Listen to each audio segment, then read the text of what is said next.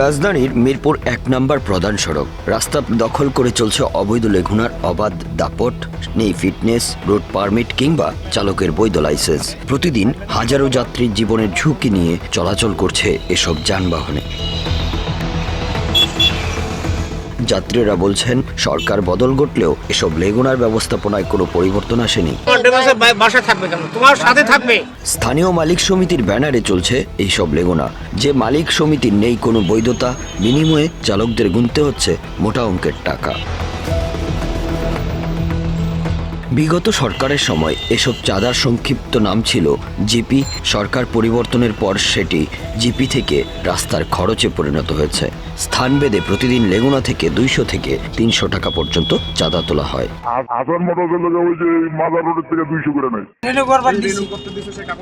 কাগজটা আজকে পাবো বিকালবেলা।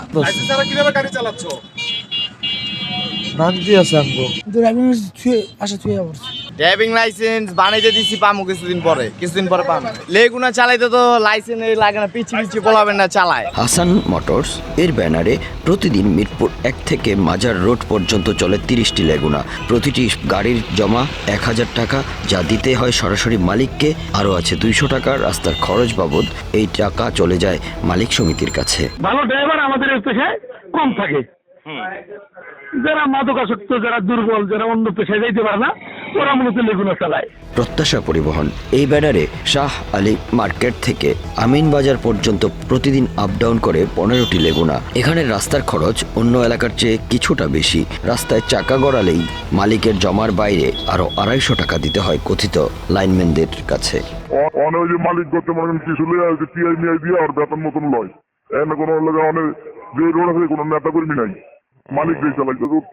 চলবো না, তাহলে মনে করেন ওই হিসাবে দেওয়া যায়। খালি আমাদের গাড়ি না, কোনো গাড়ি চালান সম্ভব নয়। এমন হলার যদি চলতেছে, বুঝছেন, অনেক গাড়ি, সব গাড়ি 90% গাড়ি বন্ধ হয়ে যাবে। গত সরকারের সময় মিরপুর থেকে সাভার রুটে দাপিয়ে বেড়ানো ডাইমেনশন পরিবহন ভোল পাল্টে হয়ে গেছে বিসমিল্লা লেগুনা।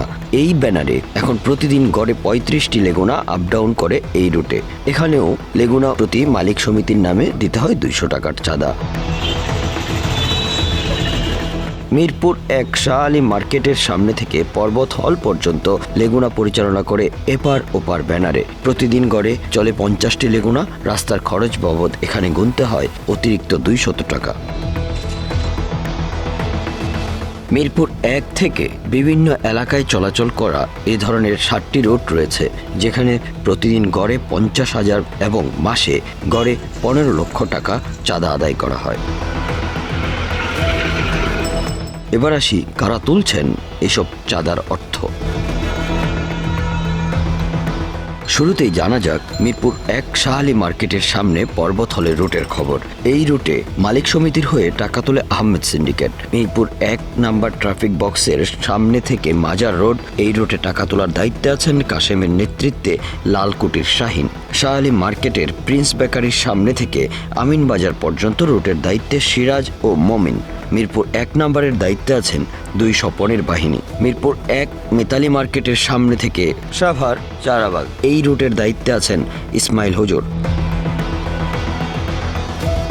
রাস্তা সরকারের, তাহলে রাস্তার খরচ নামে যে এইসব অর্থ যায় কোথায়? এ বিষয়ে জানতে চাইলে প্রত্যাশা পরিবহনের মালিক সিরাজ উত্তেজিত হয়ে ওঠেন।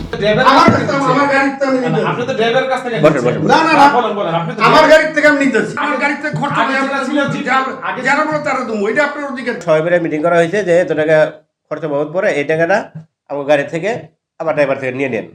মিরপুর চলে সব গাড়ির পারমিট নাই আর কি, কিন্তু আমাদের গাড়িগুলো কাগজ এবং ইয়েতে পারমিট এক এক গাড়ি এক এক জায়গায় আছে। কিছু কিছু টাকা উঠাই আমরা নিজেরা মালিকরা নিজেরা এখানে করে ই করি। চৌকিদার বাবদ ১০০, এখানে লাইনম্যান আছে ৩ জন, আর মালিক জমা থাকে ৫০ টাকা। কিছু কিছু জায়গায় টাকা দেওয়া লাগে। সবাই নেতা, সবাই মালিকরাই সবাই নিতে হবে।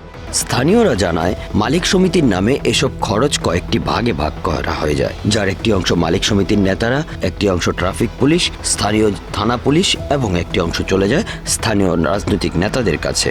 কথা বলতে গেলে আমাদের সিনিয়র অফিসার আছে, ডিস্ট্রিক্ট অফিসার নিয়ে কথা বলতে পারবেন।